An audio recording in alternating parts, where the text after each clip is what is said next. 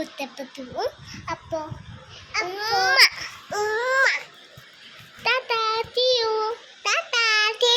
അച്ഛക്കും അപ്പൂത്തിക്കും കയ്യിൽ നിന്ന് തവച്ചേക്ക് വായിക്കാൻ പോവാനേ. അപ്പോൾ രണ്ടുപേർക്ക് 2 സിൽവറിൻ്റെ ബ്രേസ്ലെറ്റും വാങ്ങിയിട്ട് ഇവർക്കെന്തോ ജ്യൂസ് വേണമെന്ന് പറഞ്ഞപ്പോൾ നമ്മൾ ജ്യൂസ് വാങ്ങിക്കാണ്ട് ഒരു കടയിൽ കയറി. അപ്പോൾ ആ സമയം കൊണ്ട് കച്ചു അവിടുത്തെ മിഠായി പാത്രങ്ങളൊക്കെ ഒന്ന് തപ്പിത്തരിയാണ് ഏതിലെടുക്കണം എന്ന് നോക്കേണ്ട തിരക്കിലുണ്ട്. അപ്പോൾ അവിടെ നിന്ന് നമ്മൾ നമ്മുടെ വീടിനടുത്തുള്ള മുത്തപ്പൻ്റെ അമ്പലത്തിലേക്ക് കലവറ നിറയ്ക്കൽ ഘോഷയാത്ര പോകുന്ന വഴിയിൽ വന്നു നിന്നു. ഇപ്രാവശ്യം നല്ല വെയിലായതുകൊണ്ട് തന്നെ നേരം വൈകിട്ടായിരുന്നു പരിപാടിയും കാര്യങ്ങളൊക്കെ തുടങ്ങിയത്. നല്ല ഇരുട്ടായിട്ടുണ്ട്. അപ്പോൾ ചെണ്ടയുടെ സൗണ്ട് കേൾക്കുന്നതുകൊണ്ട് തന്നെ കച്ചു അത്യാവശ്യം ചാടികളിയും കാര്യങ്ങളൊക്കെ ആയിട്ട് ഫുള്ള് തിരക്കിലാണ്.